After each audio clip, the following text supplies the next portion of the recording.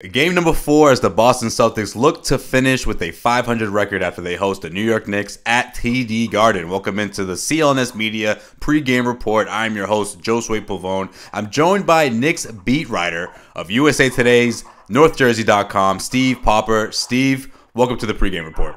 How you doing? Anytime. So we're a month removed from the Carmelo Anthony deal. For the first time in 6 years, the Knicks are kicked off the regular season without Carmelo Anthony. How have the fans reacted to the deal, and which player from that deal do you think is going to make big strides this year? Well, first of all, I feel like we're a couple days removed because we were just it was such a big deal open up in Oklahoma City, and it was kind of not over until he had done that. Scored 22 points, beat them in a pretty one-sided game. Look, I think that moving on, I'm not sure it was the right time. What's left behind here that I think he could have helped for another year. But I think to move on is a good idea, best for him, best for the team. And I think already you've seen that Enes Kanter can be a contributor to this team. He won the starting center job in camp after being a bench guy, kind of a sixth man at Oklahoma City the last couple of years.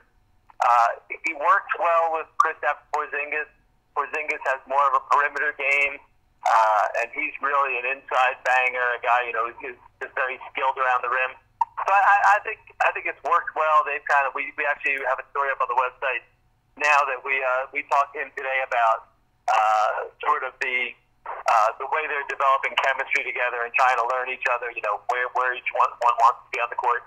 I think he's a useful piece.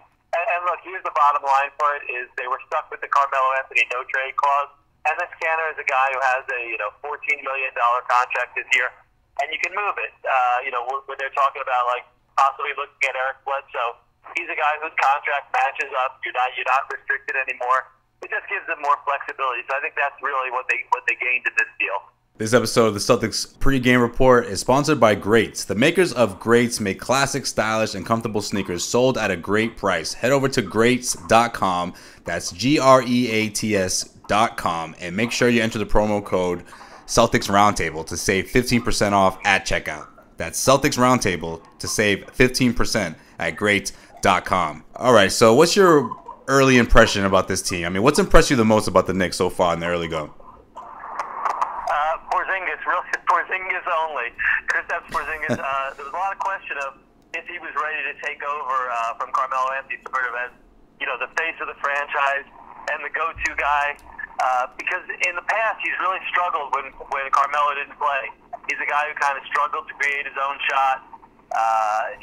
Was he ready at 22 years to be this guy? And the early indications are that he is ready. He had 33 points in the opener, or 31 in the opener, 33 the other night against Detroit. And he's done a good job of sort of, he's going to draw these double teams now that we're all centered around Carmelo, and he's going to have to adjust to that. But so far, so good. He's looked like he really hasn't backed down from the challenge.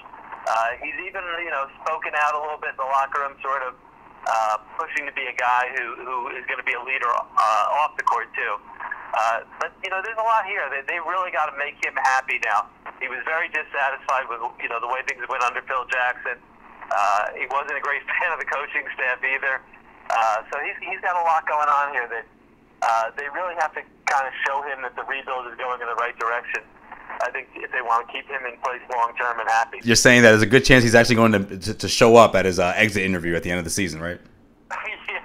Yeah, we'd like to think that this time he will. And he's been he really didn't talk much about that. He kind of just said, he put it behind him. But, there are people, who are close to him who've talked about this, that, he says all the right things now, but he really wants, sort of to see that this new regime in New York and that Hornacek can get them on the right track. He's happy, but not completely content, I think, yet, until he sees that, they're putting the right pieces in place. All right, Steve, prediction time. Who do you think wins? You can ask me 82 times, but I don't think I'm picking the Knicks this year. Maybe when they play Phoenix. Look, the Celtics are just loaded with talent, and the Knicks don't have anything close to that. This is a young rebuilding team that they finally say that they're going to do this, go through a rebuilding process and accept it. So we'll see how it goes, but I don't think this is a team that's going to compete with teams like the Celtics for a while. Yeah, it's just something I ask every single report, so I had to throw it out there. But you know what, man? I wouldn't. I would be surprised actually, but at the end of the day, the way this first week of the season went, I mean, who knows? Anything's possible. Well, you might want to take a look at Kyrie Irving's eyes when he sees Ramon Sessions lined up against him as the starting point guard. Hey, that's a good point. Hey, you know what, Steve? You know what else I'm gonna keep an eye on? That pending deal. What's going on in Phoenix? You know, that's something that hadn't crossed my mind involving the Knicks. That would be a good piece for the New York Knicks. Yeah, and then Jeff Hornacek had him in Phoenix, and he was very successful with him. It's interesting. I think what they're looking for now, you know, for a guy who they basically said he's not going to be with the team now, it's crazy that they're still asking a lot. There were reports that they wanted Ntilikina and Willie Hernan-Gomez from the Knicks, and I don't think the Knicks are in any way interested in that kind of price tag. But, you know, this is, again, where we talk about Cantor. That's the kind of guy who can, you know, you can move that contract, and they are kind of stocked at center. So it is a deal that's out there to be made if they don't think Ntilikina is going to be ready for a while. He is Steve Popper of NewJersey.com. You can check out his stuff there. Of course, it's sponsored by USA Today. And also, make sure you follow him on Twitter, at Steve Popper. That's at Steve Popper on Twitter. Steve, I appreciate you checking in, man. I'll see you at the Garden tonight. Anytime, you got it. Well, that's going to do it for this edition of the Celtics pregame report. Special thanks to Steve once again for joining me, and of course to all of you who tuned into yet another edition of the Celtics pregame report. Make sure you check out the Garden Report after the game on the CLNS Media YouTube channel at youtube.com/CLNS Media for all the raw and uncut videos from the locker room and the press table right after the game. For today's Boston Celtics pregame report with Josue Pavone, this is Josue Pavone signing off.